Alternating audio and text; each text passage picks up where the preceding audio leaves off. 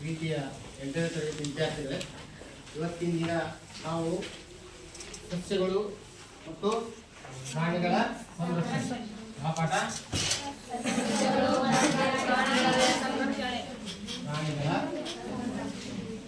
ಸಂರಕ್ಷಣೆ ಈ ಪಾಠದ ವಿಚಾರವಾಗಿ ಅಭ್ಯಾಸ ಮಾಡೋಣ. ಭೂಮಿ ಮೇಲೆ ಈ 3 ತರಹದ ಜೈವಿಕ ರಾಶಿ ಇದೆ. ಆ 3 ತರಹದ ಜೈವಿಕ ರಾಶಿ ಅದರಲ್ಲಿ ಜೈವಿಕ ವಸ್ತುಗಳು ಯಾವಪ್ಪ ಅಂತಂದ್ರೆ ಸಸ್ಯಗಳು, ಪ್ರಾಣಿಗಳು ಮತ್ತು ಸೂಕ್ಷ್ಮಜೀವಿ. ಈಗಾಗಲೇ ಸೂಕ್ಷ್ಮಜೀವಿಗಳ ಬಗ್ಗೆ ನೀವು ತಿಳ್ಕೊಂಡಿದ್ದೀರಿ, ಹೌದಲ್ಲ? ಹಾಗಾದ್ರೆ ಈಗ ಈ ಭೂಮಿ ಮೇಲೆ ನಾನಾ ರೀತಿಯ ಸಸ್ಯ ವರ್ಗ ಇದೆ, ನಾನಾ ರೀತಿಯ ಪ್ರಾಣಿ ವರ್ಗ ಇದೆ, ಹೌದಾ? ಹಾಗಾದ್ರೆ ನಿಮಗೆ ಗೊತ್ತಿದ್ದಂತ ಸಸ್ಯಗಳನ್ನ ಯಾವುದವು ನಿಮ್ಮ ಈ ಪ್ರದೇಶದಲ್ಲಿ ಇರ್ತಕ್ಕಂಥ ಸಸ್ಯಗಳ ವರ್ಗಗಳನ್ನ ಹೇಳಿ ನೋಡೋಣ. ಸಸ್ಯಗಳು ಬೇವು, ಮಾವು, ತೆಂಗು, ನಂತರ ಹುಣಸೆ ಗಿಡ, ಹುಣಸೆ ಗಿಡ, ಹುಣಸೆ ಗಿಡ, ನಿಂಬೆ ಗಿಡ, ನಿಂಬೆ ಗಿಡ, ನೆಲ್ಲಿಕಾಯಿ ಗಿಡ, ನೆಲ್ಲಿಕಾಯಿ ಗಿಡ, ಮತ್ತೆ ದಾಳಿಂಬಿ, ದಾಳಿಂಬಿ, ಪಪ್ಪಾಯಿ ಗಿಡ, ತೆಂಗಿನ ಗಿಡ ಬಂತು, ತೆಂಗಿನ ಗಿಡ, ಬಾಳೆ ಗಿಡ,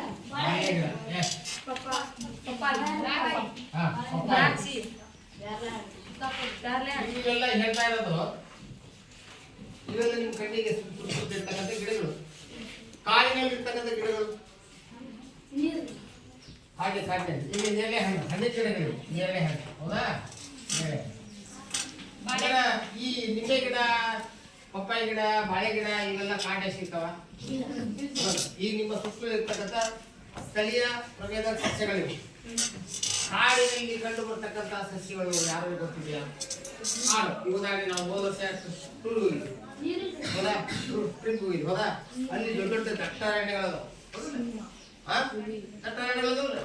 ಹಾಗಾದ್ರೆ ಆ ಅರಣ್ಯಗಳಲ್ಲಿ ಕಂಡು ಬರ್ತಕ್ಕಂಥ ಸಸ್ಯಗಳು ಹೇಳ, ಇದು ತೇಗ, ಹೌದಾ?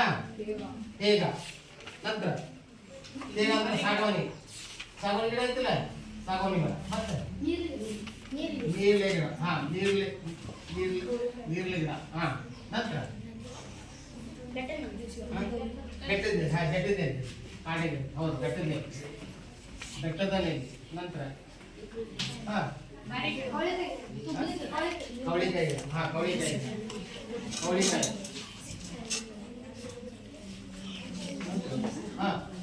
ಪಚಾಲಿ ಗಿಡ, ಪಚಾಲಿ, ಪಚಾಲಿ ದೊಡ್ಡ ದೊಡ್ಡ ಗಿಡ ಇರೋದು, ಹೌದಾ? ದೇವದಾರು ವೃಕ್ಷ, ದೇವದಾರು ವೃಕ್ಷ, ದೇವದಾರು ವೃಕ್ಷ, ವೃಕ್ಷ. ಆಲದ ಗಿಡ, ಆಲದ ಮರ, ಹೌದಾ? ಬೇರೆ ಗಿಡ ಬಿಡಿಸಿರಲಿಲ್ಲ, ಅಕೇಶಿಯಾ, ಅಕೇಶಿಯಾ. ಹೀಗೆ ಇನ್ನು ಅನೇಕ ತರಹದ ಗಿಡಗಳು ನಮ್ಮ ಭೂಮಿಯಾಗದ, ಕಾಡಿನೊಳಗದ, ಹೌದಲ್ಲ? ಹಾಗಾದ್ರೆ ಈಗ ಸಸ್ಯಗಳು ಸಾಕಷ್ಟು ಅದಾವು. ಇವು ಒಂದೊಂದು ಗಿಡಗಳು ಒಂದೊಂದು ಜಾತಿ, ಹೌದಲ್ಲ? ಹಾಗಾದ್ರೆ ಇವು ಬೇಕೇ ಬೇಡವೇ ನಮಗೆ, ಹೌದಲ್ಲ? ಈಗ ಇರ್ತಕ್ಕಂಥ ಎಲ್ಲಾ ಗಿಡಗಳನ್ನ ಎಲ್ಲ ಕಡ್ದು ಬಿಡಲ್ಲ, ಅವಾಗ ಏನಾಗುತ್ತೆ? ಹೆಂಗ್ ಕಾಣುತ್ತೆ? ಬರಡಾಗಿ ಕಾಣುತ್ತೆ. ಏನಾಗೈತಿ? ಬರಡಾಗಿ ಕಾಣುತ್ತೆ, ಹೌದಾ? ಗಿಡ ಮರಗಳನ್ನೆಲ್ಲ ಕಡ್ದು ಬಿಟ್ರೆ ಒಂದ್ ಕಡೆಯಿಂದ ಕಡಿದ್ರೆ ಏನಾಗುತ್ತೆ? ಹೌದಲ್ಲ? ಬಹಳ ಚೆನ್ನಾಗಿ ಕಾಣುತ್ತೆ. ಅಂದ್ರೆ ಗಿಡ ಆಗಿತ್ತಂದ್ರೆ ಹಚ್ಚ ಹಸಿರು ಎಲ್ಲಾ ಕಡೆ ಇರುತ್ತೆ. ನಾನಾ ರೀತಿಯ ಬಣ್ಣದ ಗಿಡಗಳು, ಹೂಗಳು, ಹಣ್ಣುಗಳು ಪ್ರತಿಯೊಂದು ಸಿಗ್ತಾವೆ, ಹೌದಲ್ಲ? ಈಗ ಸಸ್ಯಗಳು ಹಾಕಿಲ್ಲ, ಹುಲ್ಲು ಜಾತಿಯ ಸಸ್ಯಗಳು, ಬಿದಿರು ಇದೆ, ಬಿದಿರು, ಹೌದಲ್ಲ? ಹುಲ್ಲು, ಅನೇಕ ಹುಲ್ಲು ಜಾತಿಯ ಸಸ್ಯ ಇದೆ, ಇವೆಲ್ಲ ಸಸ್ಯಗಳು. ಅದೇ ರೀತಿ ನಿಮ್ಮ ಊರಿನಲ್ಲಿ ಕಂಡು ಬರ್ತಕ್ಕಂಥ ಪ್ರಾಣಿಗಳನ್ನು ಹೇಳಿ.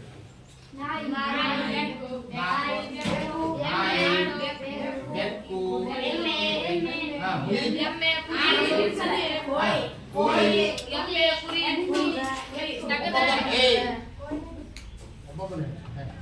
ನಾಯಿ, ಬೆಕ್ಕು, ಕೋಳಿ, ಹಸು, ಎಮ್ಮೆ, ಹಂದಿ, ಆಡು, ಕುರಿ,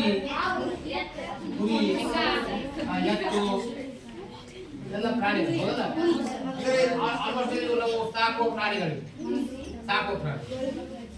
ಅಂದರೆ ಈಗ ಕಾಡಿನಲ್ಲಿ ವಾಸಿಸುವ ಪ್ರಾಣಿಗಳು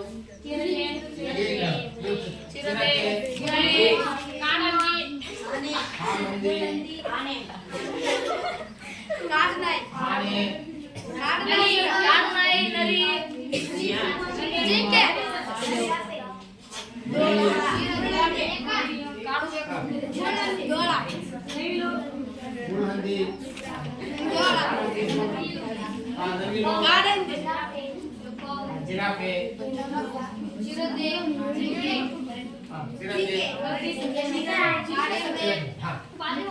ಈಗ ಇನ್ನೂ ಅನೇಕ ತರದ ಕ್ರೂರ ಪ್ರಾಣಿಗಳು ಕಾಡಿನಲ್ಲಿ ವಾಸ ಮಾಡ್ತವೆ. ನೀವು ಕೆಲವು ನೋಡಿದಿರಿ, ಆದ್ರೆ ಎಲ್ಲಿ ನೋಡಿದಿರಿ? ಸಿನಿಮಾದಾಗ ನೋಡಿರಿ, ಪುಸ್ತಕದಾಗ ನೋಡಿರಿ, ಹೌದಲ್ಲ? ನೈಜವಾಗಿ ನೋಡಿದಿರಿ? ಆಗ ನೈಜವಾಗಿ ನೋಡಕ್ ಎಲ್ಲಿ ಹೋಗ್ಬೇಕು? ಇವನ್ನ ಕಾಡಿಗೆ ಹೋಗಕ್ಕಾಗತ್ತಾ? ಕಾಡಿಗೆ ಹೋದ್ರೆ ಸುಮ್ಮನೆ ಬಿಡ್ತಾವ? ಎಲ್ಲಿ ಹೋಗ್ಬೇಕು? ವನ್ಯಜೀವಿ ಧಾಮಗಳಿಗೆ ಹೋಗ್ಬೇಕು. ವನ್ಯಜೀವಿ ಧಾಮಗಳಿಗೆ ಹೋದ್ರೆ ಇವುಗಳನ್ನ ಏನ್ ಮಾಡ್ತಾರೆ? ಫ್ರೀಯಾಗಿ ಬಿಟ್ಟಿರ್ತಾರೆ. ನಮಗೆ ಅದಕ್ಕೆ ಸಾಮಾನ್ಯ ಏನಂತಾರೆ, ಅಲ್ಲೊಂದು ವೆಹಿಕಲ್ಸ್ ಇರುತ್ತೆ. ಆ ವೆಹಿಕಲ್ಸ್ ಫುಲ್ ಏನ್ ಮಾಡ್ತಾರೆ? ಕಬ್ಬಿಣದಿಂದ ಇದರಿಂದ ಜಾಲರಿಯಿಂದ ಮಾಡಿ ನಮ್ಗೆ ನೋಡಕ್ ಫ್ರೀಯಾಗಿ ನೋಡ್ಬೋದು. ಹಂಗ ಬರೀ ಕೈಲಿ ಹೋಗಿ ನೆಕ್ಕಂತ ಹೋಗಿ ನೋಡ್ಕೆ ಬರ್ತಾವ ಅಂದ್ರೆ ನಮ್ಗೆ ಸುಮ್ಮನೆ ಬಿಡ್ತಾವ? ಬಿಡಲ್ಲ, ಹೌದಲ್ಲ? ವನ್ಯಜೀವಿ ಕ್ರೂರ ಪ್ರಾಣಿಗಳಂದ್ರೇನು? ನಮ್ಮನ್ನೇನ್ ಮಾಡಿಬಿಡ್ತಾವು? ಅವಕ್ಕೇನು ಹಸಿವು ಇರ್ತದೆ ಅಷ್ಟೇ. ನೀ ಮನುಷ್ಯ ನೀನ್ ತಿನ್ಬೇಕು ಬಿಡ್ಬೇಕು ಅನ್ನೋದು ಗೊತ್ತಿರಲ್ಲ ಅವಕ್ಕೆ, ಹೌದಾ? ಬಿಡಲ್ಲ. ಅಂದ್ರೆ ಈ ಪ್ರಾಣಿಗಳು ಮತ್ತು ಸಸ್ಯಗಳು ಅದಾವಲ್ಲ, ಇವೆಲ್ಲವೂ ಈ ಪ್ರಕೃತಿಗೆ, ಈ ಭೂಮಿಗೆ ಬೇಕೇ ಬೇಕು. ಇವುಗಳಿಲ್ಲ ಅಂದ್ರೆ ಇವು ಬದುಕಲ್ಲ, ಇವಿಲ್ಲ ಅಂದ್ರೆ ಇವು ಬದುಕಲ್ಲ, ಹೌದಲ್ಲ? ಒಂದಕ್ಕೊಂದು ಸಂಬಂಧ ಇದೆ. ಸಸ್ಯಗಳು ಮತ್ತು ಪ್ರಾಣಿಗಳು ಸಂಪೂರ್ಣ ಪರಸ್ಪರ ಅವಲಂಬನೆ ಇದೆ, ಹೌದಲ್ಲ? ಇದೇಲ್ವಾ? ಈಗ ನಾವು ನೋಡೋಣ ಹೆಂಗೆ ಅವಲಂಬನೆ ಇದೆ ನೋಡೋಣ. ಈ ಪ್ರಾಣಿಗಳು ಏನ್ ಮಾಡ್ತವೆ? ಸಗಣಿ ಹಾಕ್ತವೆ. ಸಗಣಿ ಹಾಕಿದ ಏನಕ್ಕಂತಿದ? ಗೊಬ್ಬರ, ಹೌದಾ? ಆನೆಗಳು ಹಣ್ಣುಗಳನ್ನ ಬೀಜಗಳನ್ನ ತಿಂತವೆ, ಅವ ಸಗಣಿ ಹಾಕ್ತದೆ. ಆ ಸಗಣಿಗಳಿಗೆ ಏನಿರ್ತದೆ? ಆನೆ ಆಹಾರ ತಿಂತಲ್ಲ, ಕೇವಲ 40% ಅಷ್ಟೇ ಜೀರ್ಣ ಆಗತ್ತೆ. 60% ಏನಾಗಲ್ಲ, ಜೀರ್ಣ ಆಗಲ್ಲ. ಅವಾಗ ಆ ಬೀಜಗಳು ಏನಾಗ್ತವು? ಸಗಣಿ ಒಳಗ ತಿಂತವೆ. ಇವತ್ತು ಕಾಡು ಬೆಳೆದಿದ್ದೆ ಆನೆಗಳಿಂದ, ಹೌದಲ್ಲ? ಹಾಗಾದ್ರೆ ಈಗ ಪ್ರಾಣಿಗಳೆಲ್ಲವೂ ಉಸಿರಾಡ್ತವೆ. ಉಸಿರಾಟದಿಂದ ಬಿಡುಗಡೆ ಆಗುವ ಅನಿಲ ಯಾವುದು? ಆಕ್ಸಿಜನ್ ನಾವು ಬಿಡುಗಡೆ ಮಾಡ್ತೇವೆ, ಕಾರ್ಬನ್ ಡೈಆಕ್ಸೈಡ್ ಬಿಡುಗಡೆ ಮಾಡ್ತೇವೆ. ನಮಗೆ ಆಕ್ಸಿಜನ್, ನಮ್ಮ ಉಸಿರಾಟಕ್ಕೆ ಆಕ್ಸಿಜನ್ ಬೇಕಲ್ಲ, ಅವನ್ನ ಯಾವ ಕೊಡ್ತಾವೆ? ಸಸ್ಯಗಳು ಕೊಡ್ತಾವೆ, ಸಸ್ಯಗಳು ಕೊಡ್ತಾವೆ. ಸಸ್ಯಗಳಿಗೆ ಆಕ್ಸಿಜನ್ ಕೊಡ್ತವೆ, ಜೊತೆಗೆ ಆಹಾರ ಕೊಡ್ತವೆ, ಹೌದಾ? ಕೊಡ್ತಾವಲ್ಲ? ನಾವು ಏನ್ ಮಾಡ್ತೇವೆ? ಮತ್ತೆ ತಿರುಗಿ ಕಾರ್ಬನ್ ಡೈಆಕ್ಸೈಡ್ ಕೊಡ್ತೇವೆ. ಸಸ್ಯಗಳಿಗೆ ಕಾರ್ಬನ್ ಡೈಆಕ್ಸೈಡ್ ಬೇಕೋ ಬೇಡವೋ? ಅವು ದ್ಯುತಿಸಂಶ್ಲೇಷಣ ಕ್ರಿಯೆಗೆ ಕಾರ್ಬನ್ ಡೈಆಕ್ಸೈಡ್. ಹೀಗೆ ಸಸ್ಯಗಳು ಮತ್ತು ಪ್ರಾಣಿಗಳು ಪರಸ್ಪರ ಏನಿದೆ? ಅವಲಂಬನೆ ಇದೆ. ಅಂದ್ರೆ ಇವತ್ತು ಪ್ರಕೃತಿ ಚೆಂದ ಕಾಣ್ಬೇಕಾದ್ರೆ ಇವೆಲ್ಲವೂ ಇದ್ರು ಚೆಂದ, ಹೌದಾ? ಅದಕ್ಕೋಸ್ಕರ ಮಕ್ಕಳೇ, ಹಾವುಗಳು ಕಂಡ್ರೆ ದಯವಿಟ್ಟು ಹೊಡಿಬೇಡಿ.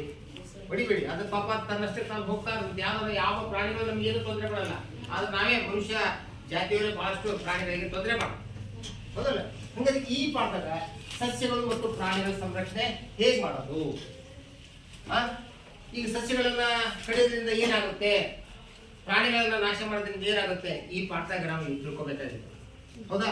ಹಂಗಾರೆ ಈಗ ವನ್ಯಜೀವಿ ಧಾಮಗಳು ಏನಾಗಿದೆ? ಎಲ್ಲ ಕಡೆ, ಹೌದಲ್ಲ? ಕಾಜಿರಂಗ ವನ್ಯಜೀವಿ ಧಾಮ, ಹೌದಾ? ನಂತರ ಯಾವ್ಯಾವು? ರಾಷ್ಟ್ರೀಯ ಉದ್ಯಾನ, ಕಾಜಿರಂಗ ರಾಷ್ಟ್ರೀಯ ಉದ್ಯಾನ. ಯಾವುದು? ಲಾಬ್ಜೋ ವನ್ಯಜೀವಿ ಧಾಮ, ಗ್ರೇಟ್ ನಿಕೋಬಾರ್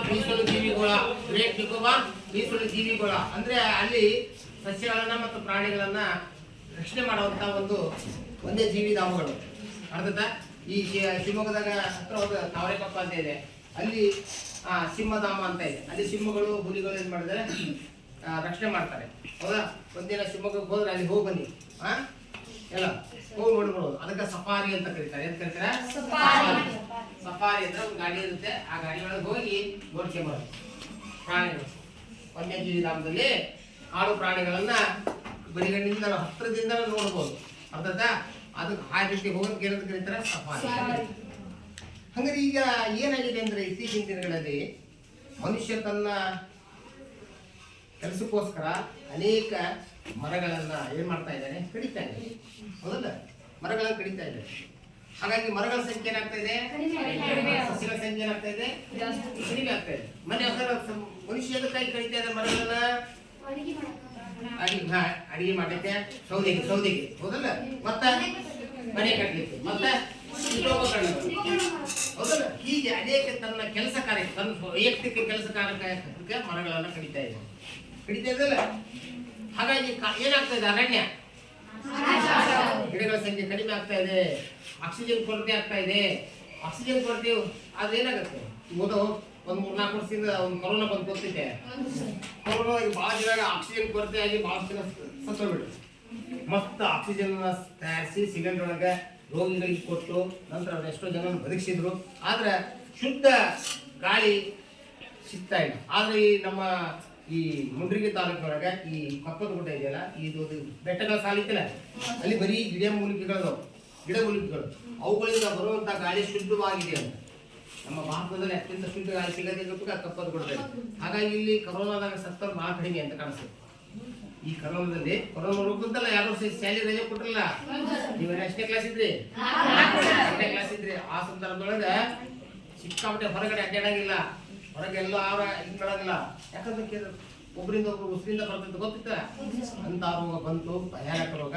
ಅದು ಬಂತಂದ್ರೆ ಆಕ್ಸಿಜನ್ ಕೊರತೆ ಉಂಟಾಗಿ ಮನುಷ್ಯ ಭಾಳ ಜನ ಸತ್ತೋಗ್ಬಿಟ್ರು. ಹೌದಾ? ಹಂಗಾರೆ ಇವೆಲ್ಲ ರೋಗಗಳು ಬರೋದಕ್ಕೆ ಕಾರಣ ಸಸ್ಯಗಳ ಸಂಖ್ಯೆ ಕಡಿಮೆ ಆಗಿದ್ರಿಂದ. ಹೌದಲ್ಲ?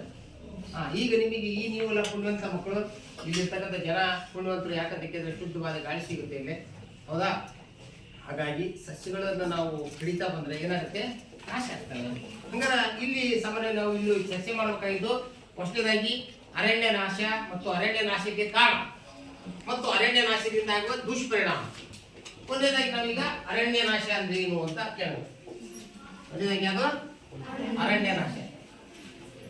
ಅರಣ್ಯ ನಾಶ ಅಂದ್ರೇನು? ಅರಣ್ಯವನ್ನು ನಾಶ ಮಾಡೋದು ಅರಣ್ಯ ನಾಶ. ಹೇಳಿ, ಅರಣ್ಯ ನಾಶ ಅಂದ್ರೇನು?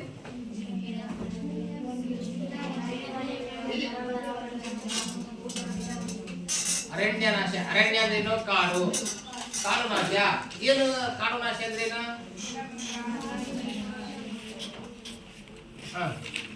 ಹೇಳ್ರಿ, ಅರಣ್ಯ ನಾಶ ಎಂದರೇನು? ಯಾರು?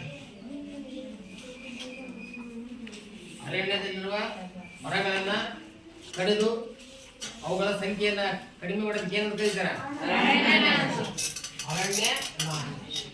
ಅರಣ್ಯ ನಾಶ ಯಾರಿಂದ ಆಗುತ್ತೆ? ಮನುಷ್ಯನಿಂದ ಆಗುತ್ತೆ. ಒಮ್ಮೆ ಅರಣ್ಯದಲ್ಲಿರುವ ಮರಗಳು ತಿಕ್ಕಿ ಬೆಂಕಿ ಎತ್ಬಿಡುತ್ತೆ. ಅದಕ್ಕೆ ಅಂತ ಕರೀತಾರೆ ಕಾಡ್ಗಿಚ್ಚು.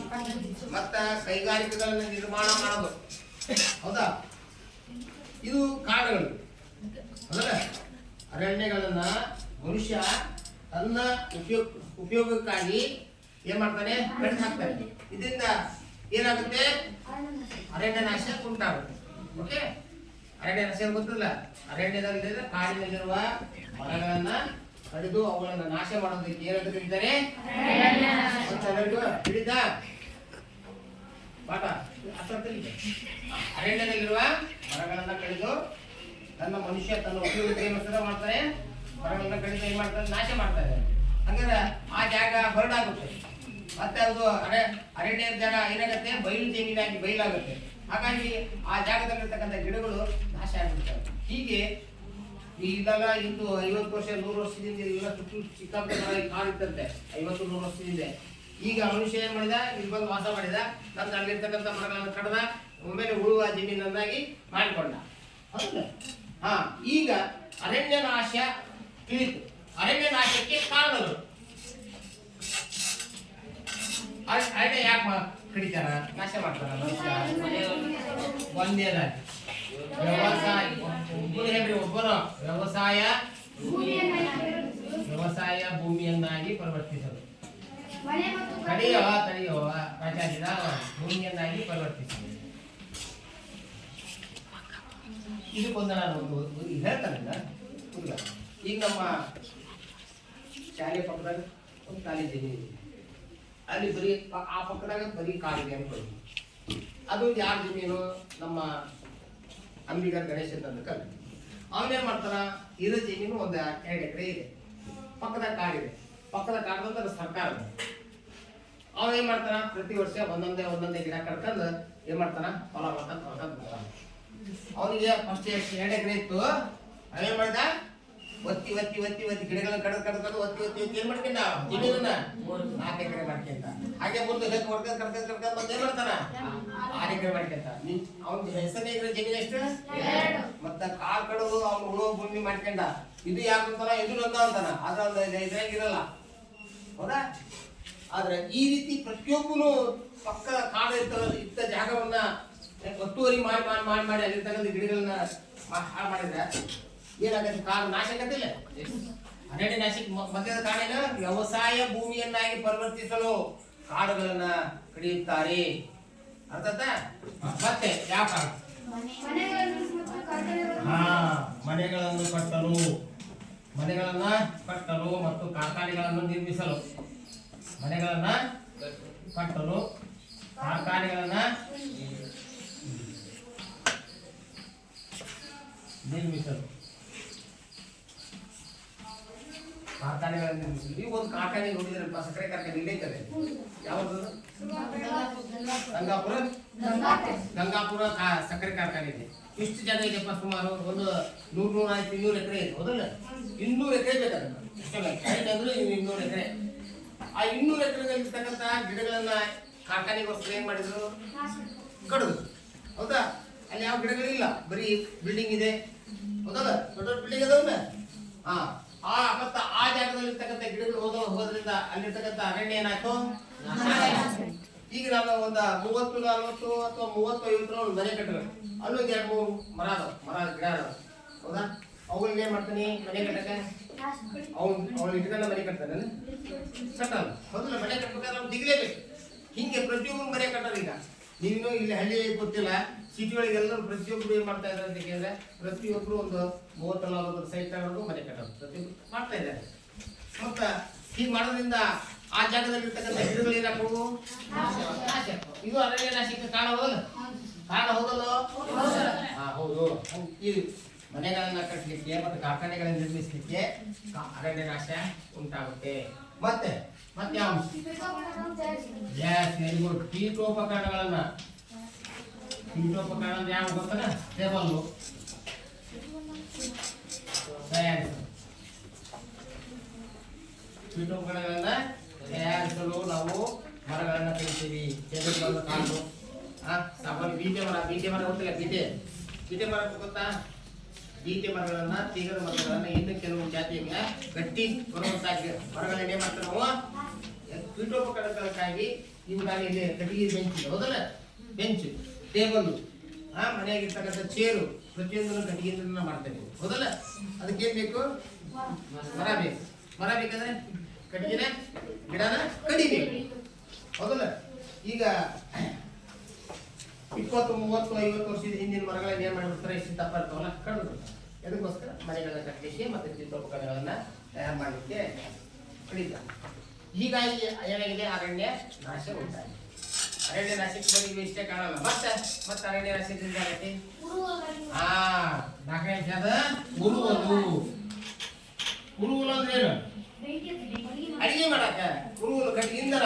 ಇದು ಉರುವಲು ಅಂದ್ರೆ ಏನು? ಇಂಧನ, ಹೌದಾ? ಮನೆಗೆ ಅಡಿಗೆ ಮಾಡೋರು ಈಗ ಇತ್ತೀಚೆಗೆ ಈಗ ಒಂದು 10 ವರ್ಷದಿಂದ ಇತ್ತೀಚೆಗೆ ಮಾಡಿದೆ ಅರಣ್ಯ ನಾಶ ಕಡಿಮೆ ಆಗಿದೆ, ಕಾಡುಗಳ ಕಡೆ ಕಡಿಮೆ ಆಗಿದೆ. ಅದಕ್ಕಿಂತ ಹಿಂದೆ ಒಂದು 20 ವರ್ಷದಿಂದ ಹತ್ತಿ ಕಟ್ಟಿಗೆ, ಮೆಣಸಿನ ಕಟ್ಟಿಗೆ, ಹೌದಲ್ಲ? ನಂತರ ಕಾಡಿನಲ್ಲಿರ್ತಕ್ಕಂಥ ಬೇರೆ ಜಾತಿ ಆಯ್ತಾ ಕಟ್ಟಿಗೆಗಳನ್ನ ಕಡ್ಕೊಂಡ್ಬಂದು ತಗೊಂಡೋದು, ಅದನ್ನ ಒಣಗಿಸಿ ನಂತರ ಅವನೇ ಅಡಿಗೆ ಮಾಡೋದು. ನೀರು ಕಸಕ್ಕೂ ಅವೇ.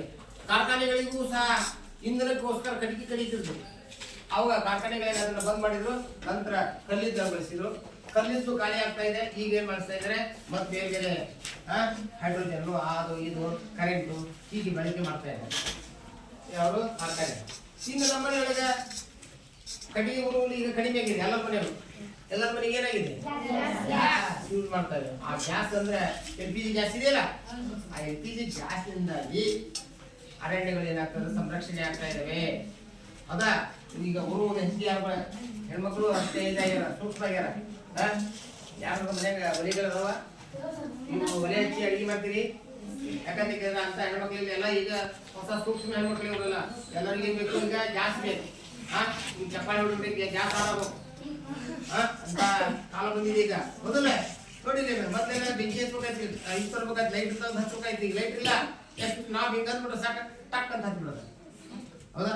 ಯಾಕಂದ್ರೆ ವಿಜ್ಞಾನ ಮುಂದುವರೆದಂತೆ ಹೊಸ ಹೊಸ ಯಂತ್ರಗಳನ್ನ ಸಂಶೋಧನೆ ಮಾಡಿದ್ದಾರೆ. ಅದು ಯಾರಿಗೆ? ಸಂಪೂರ್ಣವಾಗಿ ಹೆಣ್ಮಕ್ಳಿಗೆ ಲಾಭ. ಹೌದಾ?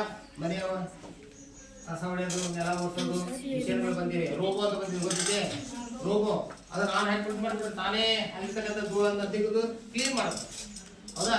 ಮತ್ತೆ ವ್ಯಾಕ್ಯೂಮ್ ಕ್ಲೀನರ್ ಅಂತ ಬಂದಿದೆ. ವ್ಯಾಕ್ಯೂಮ್ ಕ್ಲೀನರ್ ಒಂದು ಮಿಷನ್ ಅದ, ಹಿಡ್ಕೊಂಡು ಹೋದ್ರೆ ಅದೆಲ್ಲ ಡಸ್ಟ್ ಹಾಕೊಂಡು ತಗೋತಿ, ನಂತರ ನೀರು ಹಾಕಿದ್ರೆ ಅದನ್ನ ಕ್ಲೀನಾಗಿ ಒರೆಸ್ತೈತಿ. ಹೌದಾ? ಇದೆಲ್ಲ ವಿಜ್ಞಾನದ ಕೊಡುಗೆ ಹೆಣ್ಮಕ್ಳಿಗೆ ಲಾಭ. ಈ ವಿಜ್ಞಾನ ಬೆಳೆದಂಗೆ ಹೆಣ್ಮಕ್ಳ ಆರೋಗ್ಯ ಏನಾಗ್ತಾ ಇದೆ? ಚೆನ್ನಾಗ್ತಾ ಇದೆಯೋ ಹಾಳಾಗ್ತಾ ಇದೆಯೋ? ಹಾಳಾಗ್ತದೆ. ಹಿಂದಿನ ಕಾಲ ಹೆಣ್ಮಕ್ಳು ಗಟ್ಟಿಯಾಗಿದ್ರು, ಗೊತ್ತಿಲ್ಲ? ಗಟ್ಟಿಯಾಗಿದ್ರು.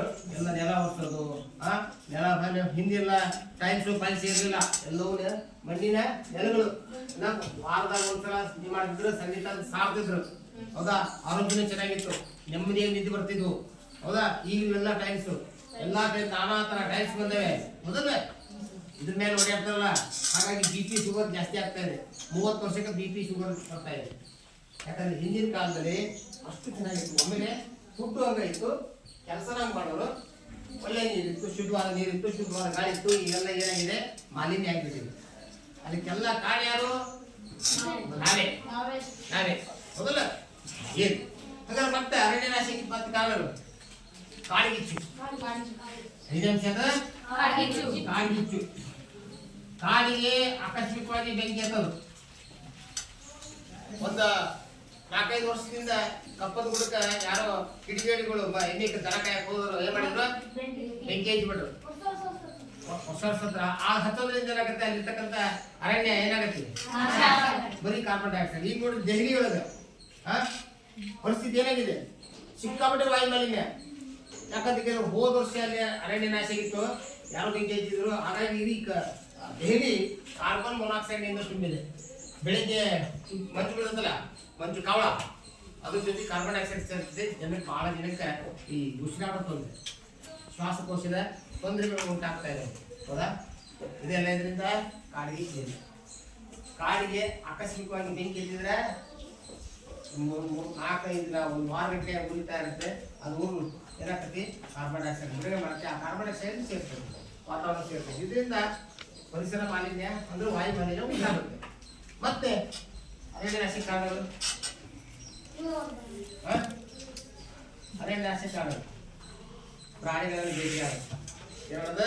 ಪ್ರಾಣಿಗಳನ್ನ ಭೇಟಿಯಾಡೋದು. ಇದನ್ನೇ ತಿಳ್ಕೊಳ್ರಿ.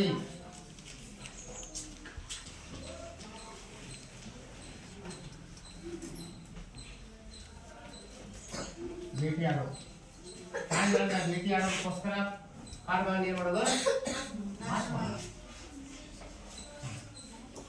ಈಗ ಇತ್ತೀಚಿನ ದಿನಗಳಲ್ಲಿ ತಿಳಿದು ನೀವು ಊರಿಗೆ ಆನೆಗಳು ಬರ್ತಾ ಇದ್ದಾವೆ, ಮತ್ತು ತೋಟಗಳನ್ನು ಹಾಳು ಮಾಡ್ತಾ ಇದ್ದಾವೆ. ಮೊದಲ ಕಾಡಿನಿಂದ ಯಾವ ಪ್ರಾಣಿಗಳು ಕಾಡಿನಿಂದ ಬರ್ತಿದ್ದಿಲ್ಲ, ಅವಕ್ಕೆ ಆಹಾರ ಸಿಕ್ತಿತ್ತು. ಇವ್ರು ಏನ್ ಮಾಡೋದು? ಜಿಂಕೆ ಜಿಂಕೆ ಒಂದು 4-5 ಮಂದಿ ಮಾತಾಡ್ಕೊಂಡಿರ್ತ, ಬಾರ್ಲೆ ಹೋಗೋದು, ಕಾಡಿಗೆ ಹೋಗೋದು, ಜಿಂಕೆ ಹೊಡ್ಕೊಂಬರ್ಬಾ ಅಂತೇಳಿ ಹೋಗೋದು, ಜಿಂಕೆ ಹೊಡ್ಕೊಂಬರೋದು. ಮತ್ತು ಅಲ್ಲಿರ್ತಕ್ಕಂಥ ಹುಲಿ ಸಿಂಹಗಳಿಗೆ ಏನು ಬೇಕಲ್ಲ ಆಹಾರ? ಹುಲ್ಲು ತಿಂತವ, ಹಣ್ಣು ತಿಂತವ, ಅವಕ್ಕೆ ಬೇಕು ಮಾಂಸ ಬೇಕು. ಮತ್ತು ಕಾಡಿನಲ್ಲಿರುವಂತಹ ವನ್ಯಜೀವಿಗಳನ್ನ ಭೇಟಿಯಾಡೋದ್ರಿಂದ ಅಲ್ಲಿರ್ತಕ್ಕಂಥ ಪ್ರಾಣಿಗಳಿಗೆ ಆಹಾರದ ಕೊರತೆ ಉಂಟಾಗತ್ತೆ. ಅವಾಗ ಅವು ಏನ್ ಮಾಡ್ತಾವೆ? ಊರಿಗೆ ಬರ್ತವೆ. ಹೀಗೂ ಸಹ ಅರಣ್ಯ ನಾಶ ಉಂಟಾಗುತ್ತೆ. ಓಕೆ, ಮತ್ತೆ ಅರಣ್ಯ ನಾಶಕ್ಕೆ ಮತ್ತೆ ಕಾರಣಗಳು. ಅರಣ್ಯ ನಾಶ ಮತ್ತೆ ಕಾರಣ ಯೋಚನೆ ಮಾಡಿ. ಅರಣ್ಯ ಹೇಗೆ ನಾಶ? ಒಂದನೇದಾಗಿ ವ್ಯವಸಾಯ ಭೂಮಿಯನ್ನಾಗಿ ಪರಿವರ್ತನೆ ಮಾಡಬಾರದು. ನಂತರ ಮನೆಗಳನ್ನು ಕಟ್ಟಿಸುತ್ತೆ ಮತ್ತು ಕಾರ್ಖಾನೆಗಳನ್ನು ನಿರ್ಮಾಣ ಮಾಡುತ್ತೆ. ಮತ್ತು ಕುಟುಂಬಗಳನ್ನು ತಯಾರಿಸುತ್ತೆ. ಊರುಗಳಿಗಾಗಿ ಮತ್ತು ಕಾಡಿಗೆ ಚತ್ತಿದ್ರೆ ಕಾಡು ನಾಶ ಆಕತಿ. ನಂತರ ಪ್ರಾಣಿಗಳನ್ನು ಭೇಟಿಯಾಡಿದ್ರೆ ಅಲ್ಲಿರ್ತಕ್ಕಂಥ ಕಾಡು ನಾಶ ಆಕತಿ. ಇವು ಬಂದು ಮತ್ತೆ ಮಾಂಸಾಹಾರಿ ಪ್ರಾಣಿಗಳನ್ನು ಭೇಟಿಯಾಡೋದ್ರಿಂದ ಏನಾಗುತ್ತೆ? ಹುಲಿ ಸಿಂಹ ಸಾಯಿಸೋದ್ರಿಂದ ಸಸ್ಯಾಹಾರಿ ಪ್ರಾಣಿಗಳ ಸಂಖ್ಯೆ ಹೆಚ್ಚಾಗತ್ತೆ. ಆ ಸಸ್ಯಾಹಾರಿ ಪ್ರಾಣಿಗಳ ಸಂಖ್ಯೆ ಜಾಸ್ತಿ ಆದ್ರೆ ಅವು ಏನ್ ಬರ್ತಾವ? ಕಾಡಿನ ಹುಲ್ಲು ಪಲ್ಲು ಈ ತರ ನೀವೆಲ್ಲ ಬೆಳೆದಂತ ಬೆಳೆಗಳನ್ನೆಲ್ಲ ಅವು ಕಾಡಿನಲ್ಲಿ ಸಿಗಲ್ಲ, ಎಲ್ಲಿ ಬರ್ತಾವು? ನಾಡಿಗೆ ಬರ್ತಾವ. ನೀವು ಶೇಂಗಾ ಬೆಳಿತೀರಿ, ಮೆಕ್ಕೆಜೋಳ ಬೆಳೆದ್ರೆ ಅಂದ್ರೆ ಅವು ಏನು ಮಾಡ್ತಾವೆ ಸಣ್ಣ ಚಿಗುರಿದ್ದಾಗಲೇ ತಿಂದು ಹೋಗ್ಬಿಡ್ತವೆ, ಅವು ನಿಮ್ಮ ಬೆಳೆ ಬರೋದಿಲ್ಲ. ಹಾಗಾಗಿ ಕಾಡು ಮತ್ತು ಕಾಡಿನಲ್ಲಿರುವ ಪ್ರಾಣಿಗಳನ್ನ ಸಂರಕ್ಷಣೆ ಮಾಡ್ತಕ್ಕಂಥ ಜವಾಬ್ದಾರಿ ಒಬ್ಬ ನಾಗರಿಕನ ಕೆಲಸ, ನಮ್ಮ ಕೆಲಸ. ಹೌದಾ? ಗಿಡಗಳನ್ನ ಯಾರು ಕಡಿಯಾಕಂತಂದ್ರೆ ಏ ಗಿಡ ಯಾಕೆ ಕಡಿತೆ ಬಾ ಯಾಕೆ ಕಡಿತೆ ಅಂತ ಕೇಳ್ಬೇಕು, ನೀವು ಪ್ರಶ್ನೆ ಮಾಡ್ಬೇಕು. ಅದಕ್ಕೆ ಅರಣ್ಯ ಇಲಾಖೆಗೆ ಫೋನ್ ಮಾಡ್ಬೇಕು. ನಾನು ನೋಡಿಲ್ಲ ಗಿಡ ಕಡಿಯಾಕತ್ತಾನ, ಇಲ್ಲಿ ಯಾರೊಬ್ಬ ಮೊಲ ಭೇಟಿ ಆಡಕತ್ತ ಅಂತ ಹೇಳ್ಬೇಕು ನೀವು. ಹೌದಲ್ಲ? ವನ್ಯಜೀವಿಗಳನ್ನ ಭೇಟಿ ಆಡಬಾರ್ದು, ಸಾಯಿಸಬಾರ್ದು. ಒಂದು ಹಾವನ್ನು ಸಾಯಿಸಬಾರ್ದು, ಒಂದು ಕಪ್ಪಿನ ಸಾಯಿಸಬಾರ್ದು. ಒಂದು ಕಪ್ಪೆ ಸಾಯಿಸಿದ್ರೆ ಹಾವಿಗೆ ಆಹಾರ ಸಿಗಲ್ಲ. ಹೌದಾ? ಆ ಕಪ್ಪೆ ಏನ್ ಮಾಡ್ತತಿ? ಏನ್ ತಿಂತದ? ಕೀಟಗಳನ್ನ ತಿಂತದೆ. ಕೀಟಗಳನ್ನ ತಿಂತದಲ್ಲೇ ನಮಗೆ ರೋಗ ತರಂತ ಕೀಟಗಳನ್ನ ತಿಂತತಿ. ಅದಕ್ಕೆ ಒಂದಕ್ಕೊಂದು ಆಹಾರ ಸರಪಳಿ. ಒಂದು ಬದುಕಬೇಕಾದ್ರೆ ಇನ್ನೊಂದು ಸಾಯಲೇಬೇಕು. ಒಂದೊಂದು ತಿಂದು ಬದುಕ್ತತಿ. ಅದರಿಂದ ನಮಗೆ ಯಾವುದೇ ರೀತಿಯಾದ ಸಮಸ್ಯೆ ಇಲ್ಲ, ತೊಂದರೆ ಇಲ್ಲ. ಆದ್ರೆ ಯಾವುದೇ ಪ್ರಾಣಿಗಳನ್ನ ನಾವು ಸಾಯಿಸಬಾರ್ದು, ಅವುಗಳನ್ನ ರಕ್ಷಣೆ ಮಾಡಬೇಕು. ದಾರಿಗೇನೋ ಒಂದು ಬೈಕ್ನೇನೋ ಕಾರೇನೋ ಒಂದು ನಾಯಿ ಹಾಕೊಂಡು ಹೋದ್ರೆ ಅದು ಪಾಪ ಕೈ ಕಾಲುಗಳು ಹೋಗ್ತವೆ. ಅಂತ ಸಂದರ್ಭದಲ್ಲಿ ನಾವು ಹಿಡಿದು ಅವುಗಳನ್ನ ಕೊಟ್ಟು ಆಸ್ಪತ್ರೆಗೆ ಕರ್ಕೊಂಡೋಗಿ ಟ್ರೀಟ್ಮೆಂಟ್ ಕೊಡಿಸ್ಬೇಕು, ಚಿಕಿತ್ಸೆ ಕೊಡಿಸ್ಬೇಕು. ಅದು ಮನುಷ್ಯನ ನಿಜವಾದ ಒಂದು ಒಳ್ಳೆಯ ಗುಣ. ಹೌದಲ್ಲ? ಮನುಷ್ಯತ್ವದ ಗುಣ. ಅಯ್ಯೋ ಪಾಪ ಅಂತ ಮನ ಕರ್ಬೇಕು ಪ್ರಾಣಿಗಳ ಬಗ್ಗೆ. ಎಲ್ಲೊಂದು ದಾರ್ಯಾಗ ಪಾಪ ಕೂಳಿಂದ ಇರ್ತವೆ, ಹೋಗಿ ಒಂದು 5 ರೂಪಾಯಿ ಜೇಬಿ ಹಾಕಿ ಒಂದು 5 ರೂಪಾಯಿ ಬಿಸ್ಕೆಟ್ ತಂದು ಅಥವಾ ಒಂದೊಂದೇ 2 ಬಿಸ್ಕೆಟ್ ಕೊಟ್ರೆ ಆ ಪ್ರಾಣಿಗಳು ನಿಮ್ಮನ್ನ ಹಿಂದೆ ಬರ್ತಾವೆ, ನಿಮ್ಮನ್ನ ಕಚ್ಚಲ್ಲ. ಹೌದಲ್ಲ? ಒಟ್ಟಾರೆ ನಾವು ಪ್ರಾಣಿಗಳನ್ನ ಏನ್ ಮಾಡಬೇಕು? ರಕ್ಷಿಸುವಂತ ಕೆಲಸವನ್ನ ನಾವು ಮಾಡಬೇಕು. ಅರಣ್ಯದಲ್ಲಿರುವ ಮರಗಳನ್ನ ರಕ್ಷಿಸುವಂತ ಕೆಲಸ ಮಾಡಬೇಕು. ಈಗ ಅರಣ್ಯ ನಾಶ ಆಯ್ತು. ಅರಣ್ಯ ನಾಶಕ್ಕೆ ಪ್ರಮುಖ ಕಾರಣಗಳು ಗೊತ್ತಾಗಲಿವ? Exam case ಬರೀತಿರಲಿಲ್ಲ. ಈಗ ಅರಣ್ಯ ನಾಶದಿಂದ ಆಗುವ ದುಷ್ಪರಿಣಾಮ. ಅರಣ್ಯ ನಾಶದಿಂದ ಏನು ಪರಿಣಾಮ ಆಗುತ್ತೆ?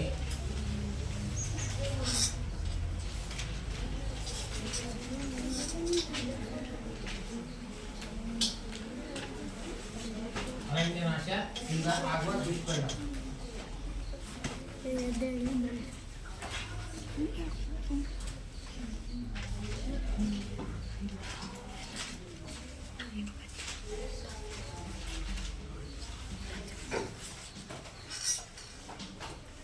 ಈಗ ಕಾಡುಗಳನ್ನ ನಾವು ಯಾವುದೋ ಒಂದು ಇದಕ್ಕೆ ಕಾರಣಕ್ಕೆ ಕಡಿದ್ವಿ. ಆಗ ನಮಗೆ ಏನು ಪರಿಣಾಮ ಬೇಕು? ದುಷ್ಪರಿಣಾಮ, ಕೆಟ್ಟ ಪರಿಣಾಮ. ದುಷ್ಪರಿಣಾಮ ಏನು? ಹೌದಲ್ಲ?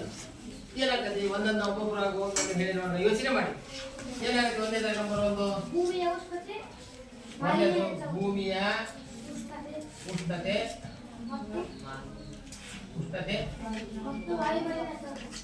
ಹೆಚ್ಚಾಗುತ್ತದೆ. ಇದು ಒಂದೇ ನೋಡಿ, ಒಂದು ಉಷ್ಣತೆ ಹೆಚ್ಚಾಗುತ್ತದೆ. ಓಕೆ. ಎರಡನೇದು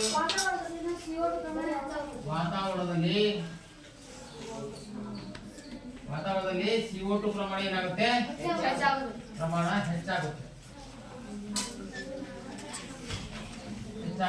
ಓಕೆ. ನಂತರ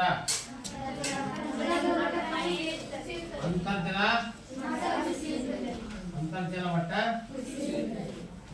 ಕುಸಿಯುತ್ತೆ. ಒಂದೊಂದು ವಿವರಣೆ ಮಾಡಿ ಹೇಳೋಣ. ನೆಕ್ಸ್ಟ್ ಅಂತರ್ಜಲ ಮಟ್ಟ ಕುಸಿಯುತ್ತದೆ. ಮತ್ತೆ ಪರಿಸರ ಸಮತೋಲನ ಉಂಟಾಗುತ್ತದೆ. ಪರಿಸರ ಸಮತೋಲನ ಹಾಳಾಗುತ್ತದೆ. ಮಳೆಯ ಪ್ರಮಾಣ, ಎಸ್ ವೆರಿ ಗುಡ್. ಮಳೆಯ ಪ್ರಮಾಣ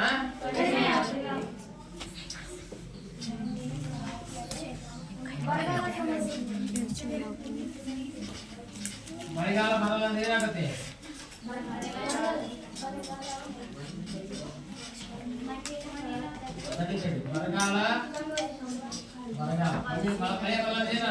ಬರಗಾಲ ಸಂಭವಿಸುತ್ತದೆ.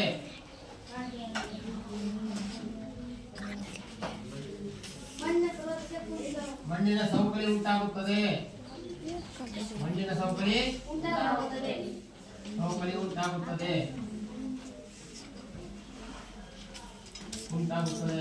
ನಂತರ ಮಣ್ಣಿನ ಫಲವತ್ತತೆ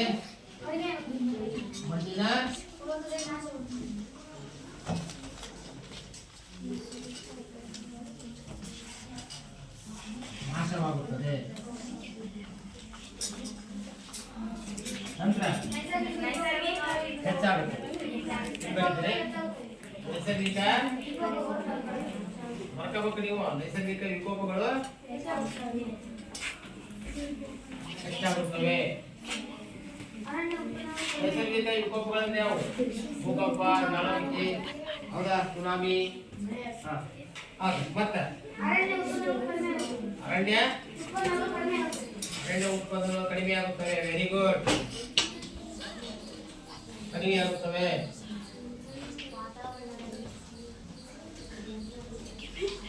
ಉಸಿರಾಟಕ್ಕೆ ಆಮ್ಲಜನಕ ಕೊರತೆ ಉಂಟಾಗುತ್ತೆ, ಹೌದಲ್ಲ? ಮನುಷ್ಯರ ಜೀವಿಗಳ ಉಸಿರಾಟಕ್ಕೆ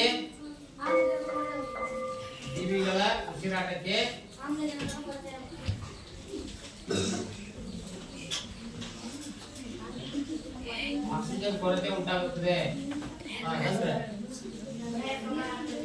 ಅದೇ ಮಳೆಯ ಪ್ರಮಾಣ ಕಡಿಮೆ ಆಗುತ್ತೆ. ಮತ್ತೆ ಮಣ್ಣಿನ ಸಾಮರ್ಥ್ಯ ಕಡಿಮೆ ಆಗುತ್ತೆ. ನೀರನ್ನು ಹಿಡಿದಿಟ್ಟುಕೊಳ್ಳುವ ಮಣ್ಣಿನ ಸಾಮರ್ಥ್ಯ, ನೀರನ್ನು ಹಿಡಿದಿಟ್ಟುಕೊಳ್ಳುವ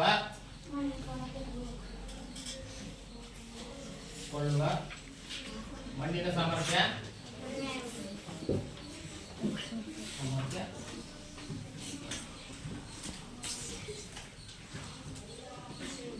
ಕಡಿಮೆಯಾಗುತ್ತೆ. ನೈಸರ್ಗಿಕ ವಿಕೋಪಗಳಿಂದ ಪ್ರವಾಹಗಳು ಉಂಟಾಗ್ತವೆ. ಮತ್ತೆ ಈಗ ನೋಡಿ ಕೇಳಿ, ಅರಣ್ಯ ನಾಶದಿಂದ ಯಾವ ಪರಿಣಾಮ? ಭೂಮಿಯ ಉಷ್ಣತೆ ಹೆಚ್ಚಾಗುತ್ತದೆ. ಭೂಮಿಯ ಉಷ್ಣತೆ ಹೆಂಗೆ ಹೆಚ್ಚಾಗುತ್ತೆ ಅಂತ ಕೇಳಿದ್ರೆ, ಅರಣ್ಯ ನಾಶದಿಂದ ನಾವು ನಮ್ಮ ಉಸಿರಾಟ ಮಾಡ್ತವಲ್ಲ, ಕಾರ್ಬನ್ ಡೈಆಕ್ಸೈಡ್ ಪ್ರಮಾಣ ಏನಾಗತ್ತೆ? ಜಾಸ್ತಿ ಆಗುತ್ತೆ. ಈಗ 0.3% ಐತೆ ಕಾರ್ಬನ್ ಡೈಆಕ್ಸೈಡ್. ಅವಾಗ 0.3%ಗಿಂತ ಹೆಚ್ಚಾದ್ರೆ ಅವಾಗ ಪರಿಸರದಲ್ಲಿ ಗ್ಲೋಬಲ್ ವಾರ್ಮಿಂಗ್ ಅಂತಾರೆ, ಜಾಗತಿಕ ತಾಪನ ಹೆಚ್ಚಳ ಆಗುತ್ತೆ. ಅದು ಜಾಗತಿಕ ತಾಪನ ಹೆಚ್ಚಳ ಆಗುತ್ತೆ.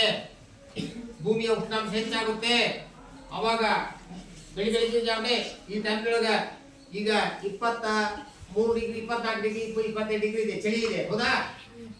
ಆದ್ರೆ ಈಗ ಚಳಿಗಾಲದಲ್ಲಿಯೂ ಸಹ ಈ ಬೆಳಗಿನ ಕಾಲದಲ್ಲಿ ಎಷ್ಟಾಗುತ್ತೆ ಅಂತ ಕೇಳಿದ್ರೆ 40 ಡಿಗ್ರಿ ಸೆಲ್ಸಿಯಸ್ ಬರುತ್ತೆ. 40-45 ಡಿಗ್ರಿ, 49 ಡಿಗ್ರಿ ತಲುಪಿದೆ. ಶಿವಮೊಗ್ಗ ಕಾಡು ಇದೆಯಲ್ಲ, ಶಿವಮೊಗ್ಗ ಕಾಡಿದ್ರು ಶಿವಮೊಗ್ಗ ಸುತ್ತಮುತ್ತ ಒಂದು 25-30 ಕಿಲೋಮೀಟರ್ ಈ ಬೌಂಡ್ರಿ ದೂರ ಎಲ್ಲ ಕಾಡು ಕಂಡುಬಿಟ್ಟೆ. ಹಾಗಾಗಿ ಅಲ್ಲಿ ಸಹ ಏನಾಗಿದೆ, 49 ಡಿಗ್ರಿ ಸೆಲ್ಸಿಯಸ್ ಉಷ್ಣಾಂಶ ಆಗಿತ್ತು ಸರ್. ಪ್ರತಿಯೊಬ್ಬರು ಸೆಟ್ ಹಿಡ್ಕೊಂಡು ಅಡ್ಡಾಡ್ಬೇಕು. 49 ಡಿಗ್ರಿ ಸೆಲ್ಸಿಯಸ್ ಅಂದ್ರೆ ಹೌದಾ, ಸಿಕ್ಕಾಪಟ್ಟೆ. ಆ ಉಷ್ಣಾಂಶ ಕಂಡು ಕ್ಲೀನ್ ಆಗಿ ಬರಲ್ಲ. ಯಾವ ಹಿಂಗ ಉಷ್ಣಾಂಶ ನೀರು ಅನಿಸ್ತದೆ. ಆಮೇಲೆ ಪದೇ ಪದೇ ನೀರು ಕುಡಿಬೇಕಂತೈತಿ, ಯಾಕಂದ್ರೆ ತಡ್ಕೊಳಕ್ಕಾಗಲ್ಲ. ಜೊತೆಗೆ ಇದೇ 49 ಬಂದಾಗ 50, 55, 60 ಹಿಂಗಾಗ್ಬಿಡ್ತಂದ್ರೆ ಏನ್ ಮಾಡೋದು? ಏನಾಗಲ್ಲ, ಹೊರಗೆ ಅಡ್ಡಾಡಕ್ಕಾಗಲ್ಲ. ಎಲ್ಲರೂ ಒಂದೊಂದು ತೆಲಿಗೆ ಒಂದು ಕ್ಯಾನ್ ಇಟ್ಕೋಬೇಕು, ಹೌದಾ? ಹೌದಲ್ಲ, ಕ್ಯಾನ್ ಇಟ್ಕೊಂಡು ಅಡ್ಡಾಡ್ಬೇಕಂತ ನಾವು. ಆದ್ರೆ ಹಿಮಾಲಯದಲ್ಲಿರ್ತಕ್ಕಂಥ ಈ ಹಿಮ ಉಷ್ಣತೆಗೆ ಏನಾಗತ್ತೆ, ಹೆಚ್ಚಿನ ಉಷ್ಣಾಂಶ ಏನಾಗತ್ತೆ, ಕರಿಗಿ ನೀರಾಗಿ ಗಂಗಾದಲ್ಲಿ ತುಂಬಿಕೊಂಡು ಅಲ್ಲಿಂದ ಎಲ್ಲಿ ಹೋಗುತ್ತದ, ಸೀದಾ ಸಮುದ್ರ ಸೇರ್ತದೆ. ಆ ಸಮುದ್ರ ಹಿಮಾಲಯದ ಕರಿಗಿ ಸಮುದ್ರ ಸೇರಿದ್ರೆ ಸಮುದ್ರದ ಮಟ್ಟ ಏನಾಗತ್ತೆ, ಹೆಚ್ಚಾಗತ್ತೆ. ಆ ಸಮುದ್ರ ದಂಡೆಯಲ್ಲಿರ್ತಕ್ಕಂಥ ಊರುಗಳು ಏನಾಗ್ತವೆ, ಮುಳುಗಡೆ ಆಗ್ತವೆ, ನಾಶ ಆಗ್ತವೆ, ಹೌದಾ? ಅದು ಅಂಟಾರ್ಟಿಕಲ್ ಕಂಡ ಕರ್ತದೆ, ಹಿಮಾಲಯನ ಕರ್ತದೆ, ಎಲ್ಲ ಕರ್ತದೆ. ಅವಾಗ ಸಮುದ್ರ ಮಟ್ಟ ಏನಾಗತ್ತೆ, ಹೆಚ್ಚಾಗತ್ತೆ. ಅವಾಗ ಊರೆಲ್ಲ ಮುಳುಗಡೆ ಆಗ್ತವೆ. ಮತ್ತೆ ಅಲ್ಲಿರ್ತಕ್ಕಂಥ ಜನ ನಮ್ಮ ಕಡೆ ಬರ್ತಾರೆ. ಮತ್ತೆ ಅವ್ರು ನಮಗೆ ಜಾಗ ಇದೆ, ಇಲ್ಲಿ ಜಾಗ ಇಲ್ಲ ಬದುಕಾಕ, ಹೌದಲ್ಲ? ಇನ್ ಮತ್ತೆ ಅವ್ರು ಬಂದ್ರೆ ಎಲ್ಲಿಂದ ಜಾಗ ಕೊಡೋದು? ಅವಾಗ ಬಡದಾಟ ಎಲ್ಲ ನಡೀತೇವೆ. ನಂತರ ವಾತಾವರಣದಲ್ಲಿ CO2 ಪ್ರಮಾಣ ಏನಾಗತ್ತೆ, ಆಕ್ಸಿಜನ್ ಪ್ರಮಾಣ ಕಡಿಮೆ ಆದ್ರೆ CO2 ಪ್ರಮಾಣ ಆಟೋಮೆಟಿಕ್ಲಿ ಹೆಚ್ಚಾಗುತ್ತೆ. ನಂತರ ಅಂತರ್ಜಲ ಮಟ್ಟ ಕುಸಿಯುತ್ತದೆ. ಅಂತರ್ಜಲ ಹೆಂಗ್ ಕುಸಿತಿದ್ದಿ? ಭೂಮಿ ಉಷ್ಣಾಂಶ ಹೆಚ್ಚಾದ್ರ ನೀರು ಆವಿಯಾಗಿ ಹೋಗತಿ. ಅವಾಗ ಅಂತರ್ಜಲ ಮಟ್ಟ ಏನಾಗತ್ತೆ, ಕಡಿಮೆ. 1000 ಅಡಿ ಹೋದ್ರು ನೀರು ಸಿಗಲ್ಲ. ಹೋದ್ರೆ 1 ವರ್ಷ 2 ವರ್ಷ ಬರಗಾಲ ಅಂದ್ರೆ ಬಹಳಷ್ಟು ಬೋರ್ಗಳು ಕೈ ಕೊಡ್ತವೆ. ಈಗೆಲ್ಲ ಅನುಭವ ಆಗಿದೆ ನಿಮಗೆ. ಆಮೇಲೆ ಮಳೆಯ ಪರಿಸರ ಸಮತೋಲನ ಹಾಳಾಗುತ್ತೆ. ಪರಿಸರದಲ್ಲಿ ಸಸ್ಯ ವರ್ಗ ಕಡಿಮೆ ಅಂತಂದ್ರೆ ಆಟೋಮೆಟಿಕ್ಲಿ ಪ್ರಾಣಿ ವರ್ಗನೂ ಏನಾಗುತ್ತೆ, ನಾಶ ಆಗುತ್ತೆ. ನಂತರ ರೋಗಗಳ ಪ್ರಮಾಣ ಹೆಚ್ಚಾಗತ್ತೆ. ಮಳೆಯ ಪ್ರಮಾಣ ಏನಾಗುತ್ತೆ, ಆಟೋಮೆಟಿಕ್. ಕಾಡಿಲ್ಲ ಅಂದ್ರೆ ಮಳೆ ಬರೋದು ಎದ್ರಿಂದ, ಕಾಡಿನಿಂದ. ಇವತ್ತಿನೆಲ್ಲ ಕಾಡಿದೆ ಅಂದ್ರೆ ಮೋಡಗಳು ನಿಲ್ಲಿಸ್ತದೆ. ಅದು ಮೋಡಗಳು ನಿಲ್ಲಿಸಿ ನಿಧಾನ ಚಲಿಸಂಗ್ ಮಾಡ್ತದೆ. ಅವಾಗ ಮಳೆ ಸಾಕಷ್ಟು ಬಂದು ಈ ಭೂಮಿ ಹಸರಾಗುತ್ತೆ, ಅರ್ಧಾಯ್ತಾ? ನಂತರ ಬರಗಾಲ ಸಂಭವಿಸುತ್ತದೆ. ಬರಗಾಲ ಅಂದ್ರೆ ಏನು? ಹೊಲದಾಗ ನೀರಿಲ್ಲ ಅಂದ್ರೆ ಬೆಳೆ ಕೊಡ್ತದ. ಇಲ್ಲಿ ಬೋರ್ವೆಲ್ಗಳಿಲ್ಲ, ನೀರೇ ಇಲ್ಲ ಅಂತ ಹೇಳಿದ್ರೆ ತರಕಾರಿ ಬೆಳೆ ಬರುತ್ತಾ, ಸೊಪ್ಪು ಬೆಳೆ ಬರುತ್ತಾ? ಈ ಬೋರ್ವೆಲ್ ಸಾಕಷ್ಟು ಮಳೆಯಾಗಿದೆ, ನೀರು ಬರ್ತಾ ಇದೆ, ನಾವು ಸೊಪ್ಪುಗಳನ್ನ ಬೆಳಿತಾ ಇದ್ದೀವಿ, ಹಣ್ಣುಗಳನ್ನ ಬೆಳಿತಾ ಇದ್ದೀವಿ, ಹೌದಲ್ಲ? ಬೆಳಿತಾ ಇದೀವಲ್ಲ. ಮಳೆ ನೀರಿಲ್ಲ ಅಂದ್ರೆ ಬೆಳೆಯಕ್ಕಾಗತ್ತಾ? ಅವಾಗ ಬರಗಾಲ ಬಂತಂದ್ರೆ ನಾವು ಯಾವುದೇ ಬೆಳೆಯನ್ನು ಬೆಳೆಯಕ್ಕಾಗಲ್ಲ, ಅದಕ್ಕೆ ತಿನ್ನಕ್ಕೆ ಆಹಾರ ಸಿಗಲ್ಲ. ಅರ್ಧದ ಮಣ್ಣಿನ ಸೌಕರ್ಯ ಏನಾಗುತ್ತೆ? ಉಂಟಾಗುತ್ತೆ. ಗಿಡ ಇದ್ದಾಗ ಗಿಡದ ಪಕ್ಕದಾಗ ಬೇರುಗಳು ಇರ್ತಾವಲ್ಲ, ಬೇರುಗಳು ಏನ್ ಮಾಡ್ತಾವ? ಮಣ್ಣನ್ನ ಬಿಗಿಯಾಗಿ ಹಿಡ್ಕೊಂಡಿರ್ತವೆ. ಅದೇ ಗಿಡ ಇಲ್ಲ ಅಂದ್ರೆ ಅಲ್ಲಿರ್ತಕ್ಕಂಥ ಮಳೆ ಬಂದಾಗ ಮತ್ತು ಪ್ರವಾಹ ಬಂದಾಗ ಮಣ್ಣೆಲ್ಲ ಕೊಚ್ಕೊಂಡು ನದಿಗೆ, ಕೆರೆಗೆ ಹೋಗುತ್ತೆ. ಅವಾಗ ನದಿ ಕೆರೆಗಳು ಸಂಪೂರ್ಣ ಎದರಿಂದ ತುಂಬಿಕೊಳ್ತವೆ? ಮಣ್ಣಿನಿಂದ ತುಂಬಿಕೊಳ್ತವೆ. ಅದನ್ನ ವರ್ಷ ಪ್ರತಿ ಹೂಳು ತೆಗೆಯಲ್ಲ. ಹೂಳು ತೆಗೆಯೋದಂದ್ರೆ ಕೆರೆ ಕಟ್ಟಿಯಲ್ಲಿರ್ತಕ್ಕಂಥ ನದಿಯಲ್ಲಿರ್ತಕ್ಕಂಥ ಮಣ್ಣನ್ನು ಏನ್ ಮಾಡೋದು? ತುಂಬಿಕೆ ಬಿಡುತ್ತೆ. ಅವಾಗ ನದಿ ತುಂಬಿದ ಕಾಣುತ್ತೆ. ಆ ನದಿ ಒಳಗೆ ಏನಿರುತ್ತೆ? ನೀರಿರಲ್ಲ, ಅದ್ರ ಬದಲಾಗಿ ಏನಿರುತ್ತೆ? ಮಣ್ಣಿರುತ್ತೆ. ಇದೆಲ್ಲ ಮಣ್ಣು ಎಲ್ಲಿಂದ ಬಂತು? ಗಿಡಗಳನ್ನ ನಾಶ ಮಾಡೋದ್ರಿಂದ ಬಂತು. ಅರ್ಥಾಯ್ತಾ? ನಂತರ ಮಣ್ಣಿನ ಫಲವತ್ತತೆ ನಾಶವಾಗುತ್ತದೆ. ಗಿಡಗಳಿರೋದ್ರಿಂದ ಗಿಡಗಳ ಎಲೆಗಳು ಉದುರ್ತವೆ. ಆ ಉದುರು ಏನಾಗ್ತವೆ? ಗೊಬ್ಬರ ಆಗ್ತವೆ. ಅವಾಗ ಮಣ್ಣು ಫಲವತ್ತಾಗತ್ತೆ. ಆಮೇಲೆ ಯಾವುದೇ ಬೆಳೆ ಬೆಳೆದ್ರೆ ಚೆನ್ನಾಗಿ ಬರುತ್ತೆ. ಅದೇ ಗಿಡಕ್ಕೆ ಒಂದು ಮರದ ಎಲೆಗಳು ತಾರ ಉದುರಿಸ್ಕೊಂಡು ಅದೇ ಗೊಬ್ಬರ, ಅದೇ ಮಣ್ಣ ಎಲೆಗಳನ್ನ ಕೊಳಿಸ್ಕೊಂಡು ಗೊಬ್ಬರ ಮಾಡ್ಕೊಳ್ತದ್ದು. ನಾವ್ಯಾರ ಕಾಡಲ್ಲಿರುವಂಥ ಗಿಡಗಳಿಗೆ ಹೋಗಿ ಗೊಬ್ಬರ ಹಾಕ್ತವೆ ಇಲ್ಲ. ಮತ್ತು ಎಲ್ಲ ಹಣ್ಣುಗಳನ್ನು ಕೊಡ್ತಾವಲ್ಲ, ಇದರಿಂದ ತಾವು ಉದುರಿಸಿಕೊಳ್ಳುವ ಎಲೆಗಳನ್ನ, ಹಣ್ಣುಗಳನ್ನ, ಕಾಯಿಗಳನ್ನ ಮತ್ತೆ ಕೊಳಿಸಿ ಮತ್ತೆ ಗೊಬ್ಬರ ಮಾಡಿಕೊಂಡು ಮತ್ತೆ ಅವು ಚೆನ್ನಾಗಿ ಬೆಳೀತವೆ. ಅರ್ಥಾಯ್ತಾ? ನಂತರ ನೈಸರ್ಗಿಕ ಭೂಕಂಪಗಳು, ಜ್ವಾಲಾಮುಖಿಗಳು, ಸುನಾಮಿಗಳಂತಹ ಪ್ರವಾಹಗಳು ಸಂಭವಿಸುತ್ತವೆ. ನಂತರ ಅರಣ್ಯ ಉತ್ಪನ್ನಗಳು, ಕಾಡಿನ ಕಡೆಯಿಂದ ಅರಣ್ಯಗಳಿಂದ ಸಿಗುವಂತಹ ಉತ್ಪನ್ನಗಳು, ಉದಾಹರಣೆ ಜೇನುತುಪ್ಪ, ಅನೇಕ ತರದ ಹುಳಿ ಹಣ್ಣುಗಳು, ನೆಲ್ಲಿಕಾಯಿ, ಕಾಟೆಲ್ಲಿ, ಇವೆಲ್ಲದವಲ್ಲ ಅವು ಸಿಗಲ್ಲ. ಆಮೇಲೆ ಹಲಸಿನ ಹಣ್ಣು, ಕಾಟೆಲ್ಲಿ ಹೌದಲ್ಲ, ಅವುಗಳು ಸಿಗದಾಗ ಆಗ್ತವೆ. ನಂತರ ಜೀವಿಗಳ ಉಸಿರಾಟಕ್ಕೆ ಆಕ್ಸಿಜನ್ ಕೊರತೆ ಉಂಟಾಗುತ್ತೆ. ನಂತರ ಆಮೇಲೆ ಗಿಡ ಇರೋದ್ರಿಂದ ನೋಡಿದೆ ಮಣ್ಣು ನೀರನ್ನ ಹಿಡಿದುಕೊಳ್ಳುವ ಮಣ್ಣಿನ ಸಾಮರ್ಥ್ಯ ಏನಾಗುತ್ತೆ? ಆಟೋಮೆಟಿಕ್ಲಿ ಕಡಿಮೆ. ಇವೆಲ್ಲವೂ ಅರಣ್ಯ ನಾಶಕ್ಕೆ ಕಾರಣಗಳು. ಆದ್ದರಿಂದ ಮಕ್ಕಳೇ, ಅರಣ್ಯವನ್ನು ನಾವು ಏನ್ ಮಾಡಬಾರ್ದು? ನಾಶ ಮಾಡಬಾರ್ದು. ಇದಷ್ಟು ನಾವು ನಮ್ಮ ಜೀವಿತಾವಧಿಯೊಳಗೆ ಇದ್ದಷ್ಟು ಒಂದು 10-20 ಗಿಡಗಳನ್ನ ಬೆಳೆಸಿ ಸಾಕ್ಬೇಕು. ಹೌದಾ? ನಿಮ್ಮ ಮನೆಯ ಹಿತ್ತಲದೊಳಗೆ, ನಿಮ್ಮ ಹೊಲದೊಳಗೆ, ಒಡ್ಡೊಳಗೆ ಅಲ್ಲಿ ಏನ್ ಮಾಡಬೇಕು? ನೀವು ಹಚ್ಚಬೇಕು. ಬೇಕಾದ್ರೆ ಹಣ್ಣಿನ ಗಿಡ ಹಚ್ಚಿರಿ. 1 ವರ್ಷ 5 ವರ್ಷ ಏನ್ ಮಾಡ್ರಿ? ನೀರು ಬಂದು ಹಾಕಿ ಕಾಯಿರಿ. ಅವಾಗ ನಿಮ್ಗೆ 100 ವರ್ಷ ನೀವು ಬದುಕಿರುವವರೆಗೂ ನಿಮ್ಮ ಮಕ್ಕಳಿಗೆ ಕಾಲಕ್ಕೂ ಸಹ ಹಣ್ಣುಗಳಿಗೆ ಕೊಡ್ತೇವೆ. ಒಂದು ಹಲಸಿನ ಮರ ಒಂದು 100 ವರ್ಷ ಬರುತ್ತದೆ. ಅದನ್ನ ನಾವು 2-3 ವರ್ಷ 4 ವರ್ಷ ಚೆನ್ನಾಗಿ ನೋಡ್ಕೊಂಡ್ಬಿಟ್ರೆ ನಾವು ಇರೋವರೆಗೂ ಹಣ್ಣುಗಳನ್ನ ಕೊಡುತ್ತೇವೆ. ಮೊದಲು ನಾವು ಬೆಳೆದಂತ ಹಣ್ಣುಗಳು ತಿನ್ನೋದ್ರಿಂದ ಬಹಳ ಖುಷಿ ಅನಿಸ್ತದೆ.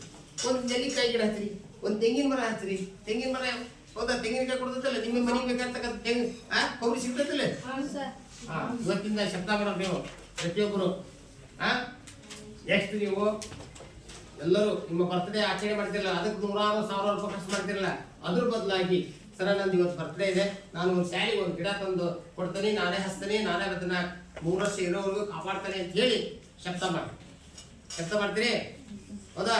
ಇನ್ನು ಮುಂದೆ ಹೇಳಿ, ನಮ್ಮ ಏನೋ ಹುಟ್ಟಿದ ದಿನದಂದು ನಾವು ಬೇಕರಿ ಅಂಗಡಿ ಉತ್ಪನ್ನಗಳನ್ನು ತರುವುದಿಲ್ಲ, ಕತ್ತರಿಸುವುದಿಲ್ಲ, ಒಳ್ಳೆಯ ಬಟ್ಟೆಗಳನ್ನು ಧರಿಸಿ ದೇವರಿಗೆ ಕೈ ಮುಗಿದು,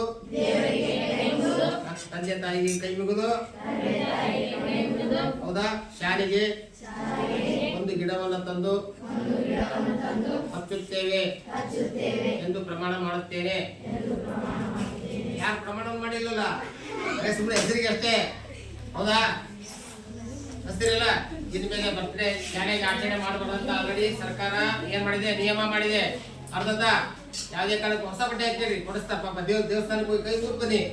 ಆದ್ರೆ ಅಲ್ಲಿ ಖರ್ಚು ಮಾಡ್ತಿರಲ್ಲ, ನಿಮ್ಮ ಫ್ರೆಂಡ್ಸಿಗೆ, ಅವ್ರಿಗೆ, ಇವ್ರಿಗೆ, ಅಕ್ಕಪಕ್ಕದ ಮನೆ ಕರೆದು ಅವ್ರು ತಿನ್ಸೋ ಬದಲಾಗಿ ಒಂದು ಒಳ್ಳೆ ಗಿಡ ತಗೊಂಡು ಒಂದು 25-50 ರೂಪಾಯಿ ಕೊಟ್ಟು ಒಂದು ಗಿಡ ತಗೊಂಡು ಹಚ್ಚಿದ್ರೆ ಇಲ್ಲಿ ನೀನು ದಿನಕ್ಕೆ ಒಂದು ಸಲ ಒಂದು ಚೆಂಬು ನೀರು ಹಾಕಿ ಸಾಕು, ಒಂದು ಚೆನ್ನಾಗಿ ಬೆಳಿತೈತಿ. ಅವಾಗ ನೋಡ್ಲಿಕ್ಕೆ ಶಾಲೆಗೆ ಚೆಂದ ಕಾಣುತ್ತೆ. ನೀವು ಮನಸ್ಸು ಮಾಡಿದ್ರೆ ಈ 3 ವರ್ಷದೊಳಗೆ ಇಡೀ ನಮ್ಮ ಶಾಲೆಗೆ ಹಣ್ಣಿನ ಮರಗಳನ್ನೆಲ್ಲವೂ ಬೆಳೆಸ್ಬೋದು. ಎಷ್ಟು ಜನ ಮಕ್ಕಳು ಈಗ ಹೇಳಿದಂಗೆ ಸಸಿಗಳು ತಂದು ಹಚ್ತೀರಿ? ಹಚ್ತೀರಲ್ಲ? ಗ್ಯಾರಂಟಿ ತಂದು ಹಚ್ತೀರಿ. ಇನ್ನು ಮೇಲೆ ಬರ್ತ್ಡೇ ನೋಡೋಣ ಎಷ್ಟು ಜನ ಮಕ್ಕಳು ಬರ್ತ್ಡೇ ಹಾಕುವ. ನಾನೀಗ ನಿಮ್ಮ ಡೇಟ್ ಆಫ್ ಬರ್ತ್ ಗೊತ್ತಿದೆ, ದಯವಿಟ್ಟು ಸುಳ್ಳು ಹೇಳ್ಬೇಡಿ. ಬರ್ತ್ಡೇ ದಿನ ಸುಳ್ಳು ಹೇಳ್ಬಾರ್ದು. ಸರ್ ನಂದಿದೆ, ನೀವು ನಾಳೆ ಐತೆ ಅಂದ್ರೆ ಇವತ್ತು ನನಗೆ ಹೇಳಿ ಸರ ಇಂಥ ಒಂದು ಗಿಡ ತರ್ತಾನೆ ಅಂತ, ಯಾವುದೋ ಒಂದು ಗಿಡ. ಆದ್ರೆ ಅದು ಬಹಳ ದಿನ ಬದುಕಬೇಕು ಅಂತ ಗಿಡ ತಗೊಂಡು, ಒಳ್ಳೆ ಆಕ್ಸಿಜನ್ ಕೊಡ್ಬೇಕು ಅಂತ ಗಿಡ ತಂದು. ಅರ್ಥ? ಕಾಡು ಬೆಳೆಸೋಣ, ನಾಡು ಉಳಿಸೋಣ. ಕಾಡು ಬೆಳೆಸೋಣ, ನಾಡು ಉಳಿಸೋಣ. ನಾವು ಬದುಕೋಣ. ಹೌದಾ? ನಾವೆಲ್ಲರೂ ಬದುಕೋಣ. ನಾವು ಇಷ್ಟು ಮಕ್ಕಳು, ಒಂದು 50 ಮಕ್ಕಳು ಇದ್ದಾರೆ. 50 ಮಕ್ಕಳು ಪ್ರತಿ ವರ್ಷ ಒಂದೊಂದು ಗಿಡ ತಂದ್ರು 3 ವರ್ಷಕ್ಕೆ ಎಷ್ಟಕ್ಕವು 150 ಮರಗಳಾಗ್ತವೆ. ಆ 150 ಮರಗಳನ್ನ ನೀವು ಬೆಳೆಸಿದ್ರೆ ಮುಂದೆ ನೋಡ್ತಾರಲ್ಲ, ಮುಂದಂತ ಮಕ್ಕಳು ತಡಿಪ ಗಿಡ ಹಾಳು ಮಾಡಬಾರ್ದು. ನಾವು ಯಾಕಂದ್ರೆ ಅವ್ರಿಗೂ ಸಹ ಇದೇ ತರ ಹೇಳಿರ್ತೀವಿ, ಅವರು ಸಹ ರಕ್ಷಣೆ ಮಾಡ್ತಾರೆ. ಮಾಡೋಣ ಎಲ್ಲರೂ ಸೇರಿ. ಅರಣ್ಯ ನಾಶ ಅಂದ್ರೆ ಗೊತ್ತಾಯ್ತು. ಈಗ ಅರಣ್ಯ ನಾಶ ಎಂದರೆ ಏನು ಗೊತ್ತಾಯ್ತು. ನಂತರ ಅರಣ್ಯ ನಾಶದ ಪ್ರಮುಖ ಕಾರಣಗಳು ಗೊತ್ತಾಯ್ತು. ಅರಣ್ಯ ನಾಶದಿಂದ ಆಗುವ ದುಷ್ಪರಿಣಾಮಗಳು ಗೊತ್ತಾಯ್ತು. ಹೌದಾ? ಅದಕ್ಕೆ ಅರಣ್ಯಗಳನ್ನು ನಾವು ಆದಷ್ಟು ಮತ್ತು ಸಸ್ಯಗಳನ್ನ ಮತ್ತು ಪ್ರಾಣಿಗಳನ್ನ ಸಂರಕ್ಷಣೆ ಮಾಡೋಣ. ನೆಕ್ಸ್ಟ್ ಜೀವಿಗಳ ಬಗ್ಗೆ ಮತ್ತು ಪ್ರಾಣಿಗಳ ಸಂರಕ್ಷಣೆ ಬಗ್ಗೆ ಮುಂದಿನ ತರಗತಿಯಲ್ಲಿ ಅಭ್ಯಾಸ ಮಾಡೋಣ. ಎಲ್ಲರಿಗೂ ನಮಸ್ಕಾರ.